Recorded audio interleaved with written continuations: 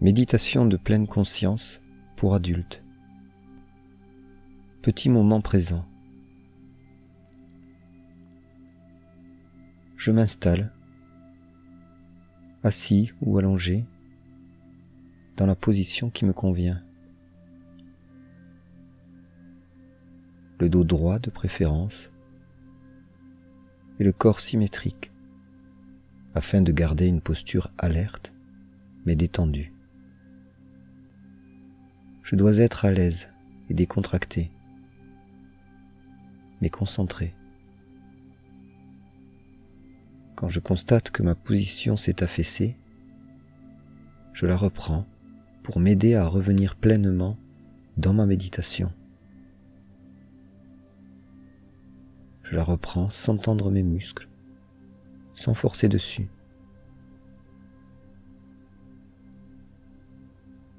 Une fois installé, je me détends peu à peu.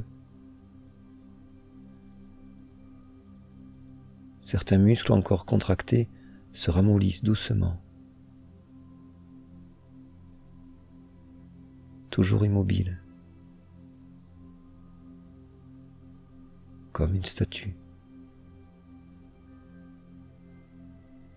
Comme une statue.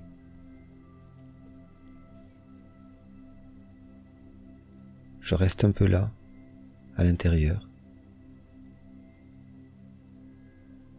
J'observe ce qui survient en moi.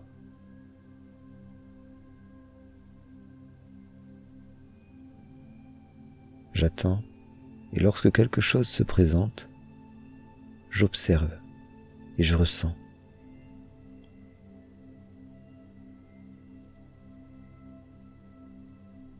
J'observe et je ressens.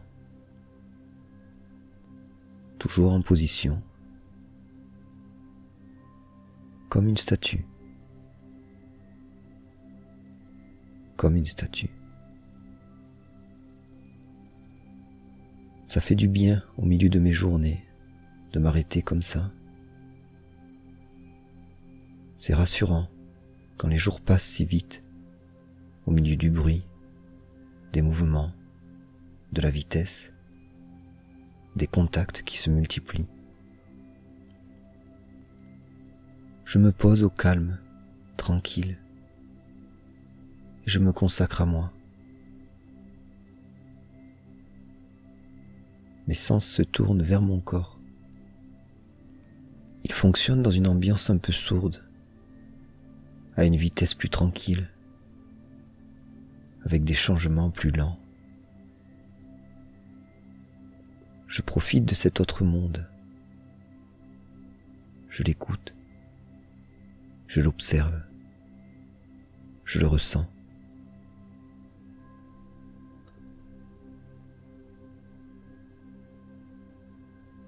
Quand je me concentre ainsi sur mon corps, mon système nerveux continue de s'employer comme il le faisait jusque-là. Dans mon cerveau, des petites cellules s'activent en réseau. Ce sont des neurones qui génèrent toutes sortes d'images, constamment. Ces activations éveillent des sensations en moi. On le ressent facilement pour ce qui a plus de sens à nos yeux. La vision d'une photo de mon enfance soulève ma mélancolie. Celle d'un plat dont je raffole me met l'eau à la bouche. Le bruit d'un couteau qui raye une assiette me crispe. Pas besoin de réfléchir et de formuler des avis. Des sensations viennent instantanément, car elles sont directement reliées aux réseaux neuronaux dans mon cerveau.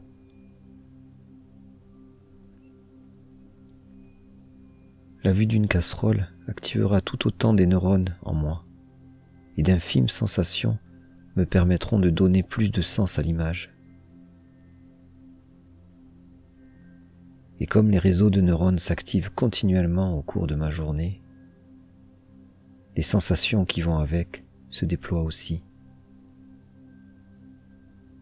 Par moments, certaines plus puissantes m'embarque dans des pensées sans fin, des ressassements générant toutes sortes d'émotions.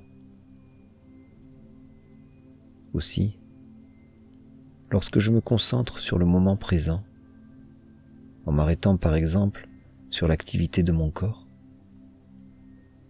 je laisse toutes ces images et ces sensations s'activer en fond. Ma conscience est dans le présent. Le reste se poursuit dans l'espace inconscient. Cela génère des images et des sensations plus neutres, à peine écloses. Je me concentre dessus et ça me détend. Je profite de l'instant, sans souvenir, sans antécédent, sans impératif, sans regret, sans prévoir, sans attendre, sans enjeu. Ces moments sont précieux, d'autant plus précieux que, régulièrement, alors que je tente de rester présent, les sensations et les images de mon quotidien m'interpellent à nouveau. Je me tourne légèrement vers elles et ça m'emporte très vite dans de nouvelles pensées. Je quitte le moment présent. La bonne nouvelle, c'est qu'à chaque fois que je me rends compte de ce déplacement de mon attention et à chaque fois que je reviens au moment présent, j'habitue mon organisme à ce mouvement-là, ce mouvement de retour dans l'instant. J'aiguise ma capacité à rester présent, concentré. Je m'entraîne tout simplement à diriger mon attention et ma pensée. Pour favoriser ces temps de méditation dans le présent, ces temps à la fois légers et entraînants, je me tourne vers ma respiration. Elle incarne l'instant présent en moi. Son mouvement m'ancre dans la vie. Primordial, il est le témoin le plus visible de ma présence physique. Pour m'en servir en méditation, il me suffit de me concentrer dessus, me concentrer sur les sensations et les mouvements de ma respiration. Je forme une image d'ensemble de ma respiration en suivant son chemin depuis son entrée par les narines jusqu'à sa sortie, en suivant son circuit.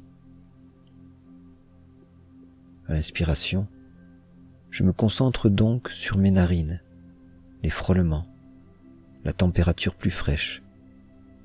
Puis, je descends avec l'air dans la bouche, la trachée et les poumons, tout en notant les mouvements de mon corps sur le chemin.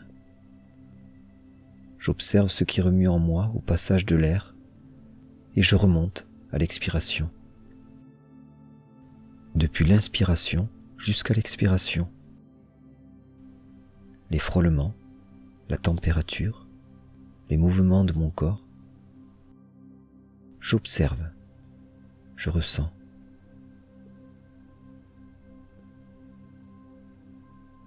Les frôlements à l'entrée, le frais, le gonflement de mon cou, de ma poitrine, mon ventre, les frôlements vers la sortie, la chaleur dans mon nez, l'ensemble qui se fige avant la nouvelle inspiration.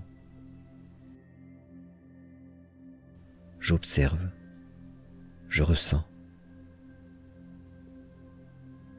Je reste un moment sur cette respiration.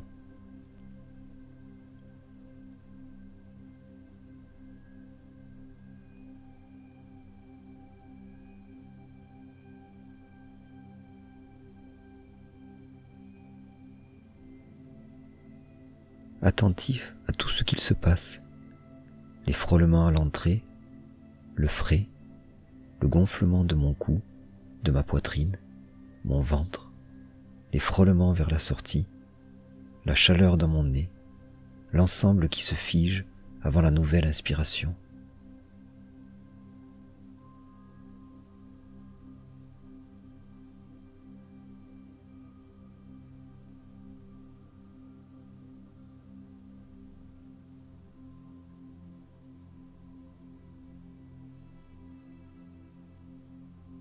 Je garde ma position et je me concentre sur ma respiration. J'inspire, j'expire, j'observe, je ressens.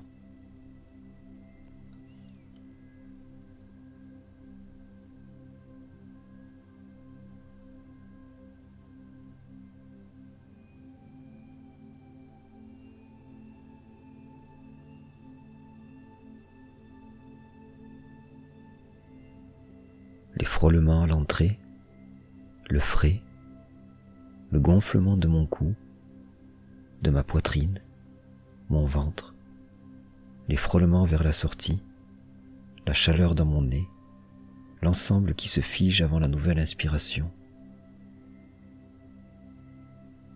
J'inspire, j'expire.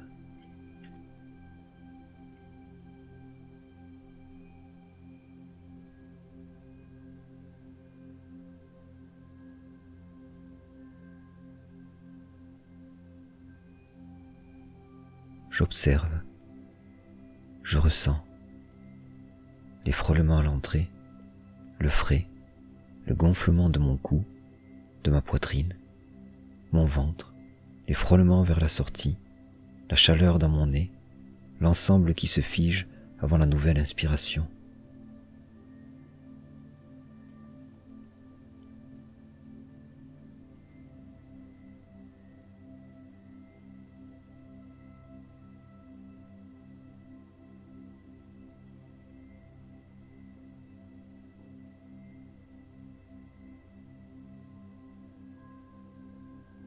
Lorsque je me rends compte que je n'y suis plus, j'y reviens. Je ne m'en veux pas. Je me rappelle que ce dispersement de ma conscience est non seulement naturel, mais utile.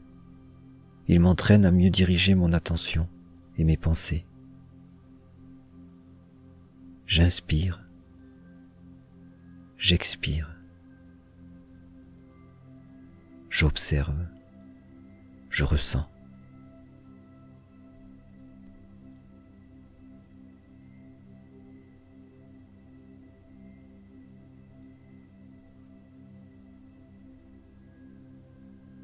J'observe, je ressens, sans modifier quoi que ce soit, en spectateur. J'observe, je ressens.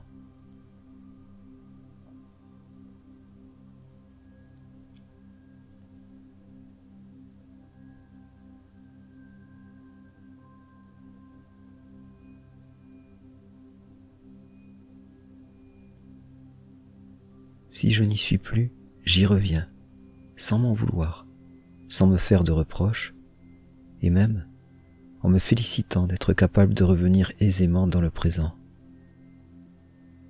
J'observe, je ressens les frôlements à l'entrée, le frais, le gonflement de mon cou, ma poitrine, mon ventre, les frôlements vers la sortie, la chaleur dans mon nez, l'ensemble qui se fige avant la nouvelle inspiration.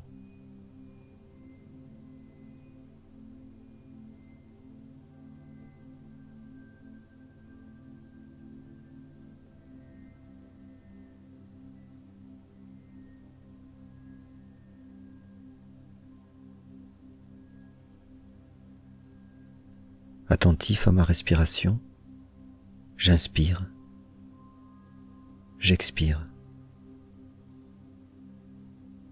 Les frôlements à l'entrée, le frais, le gonflement de mon cou, ma poitrine, mon ventre, les frôlements vers la sortie, la chaleur dans mon nez, l'ensemble qui se fige avant la nouvelle inspiration.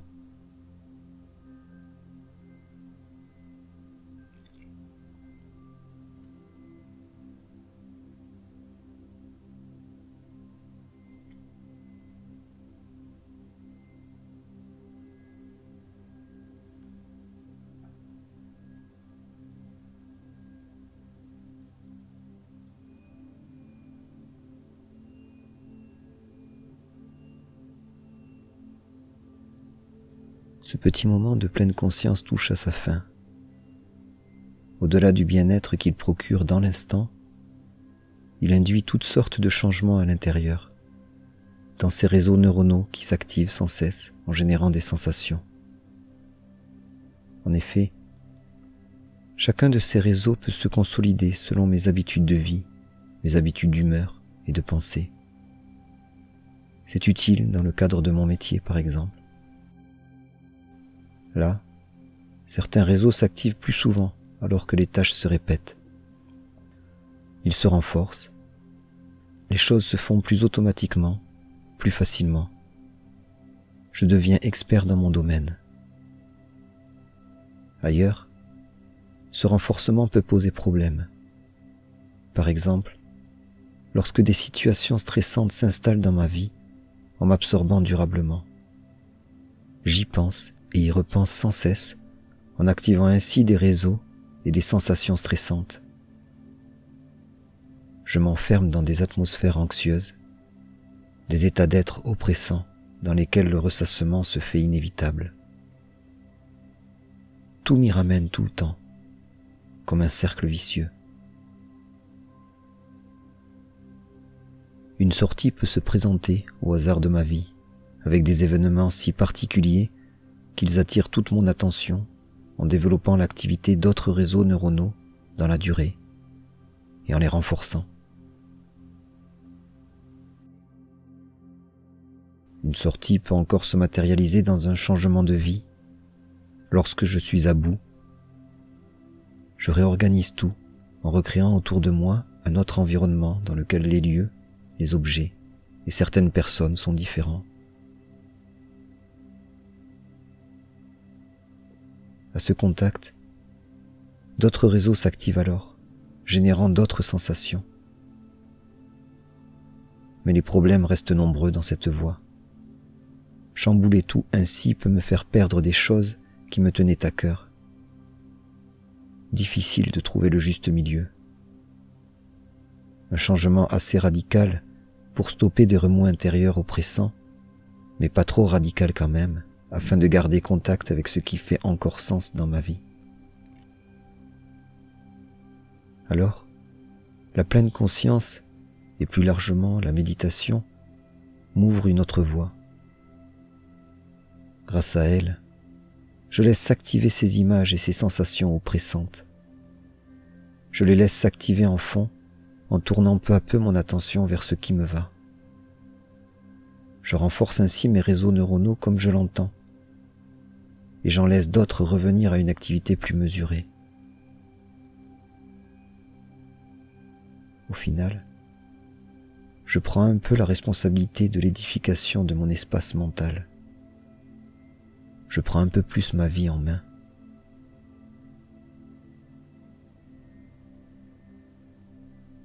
Je médite un peu sur la profondeur de ce que je suis en train de faire.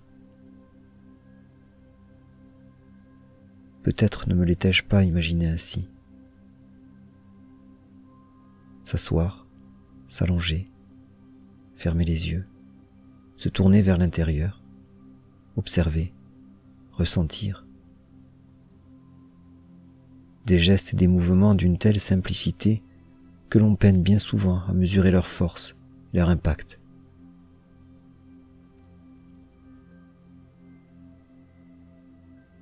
Aussi, pour finir, si l'idée me plaît, je formule le souhait de travailler plus encore cette conscience du moment présent. Je formule ce souhait en me le représentant le mieux possible, en m'imaginant ce qu'il implique. Du temps consacré à la tâche, un travail sur moi-même, une modification de certaines de mes façons de voir et de penser, l'établissement de nouvelles habitudes, une autre philosophie de vie.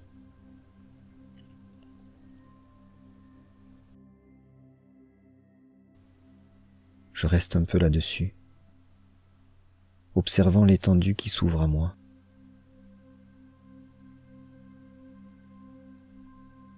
Et doucement, quand ça me va,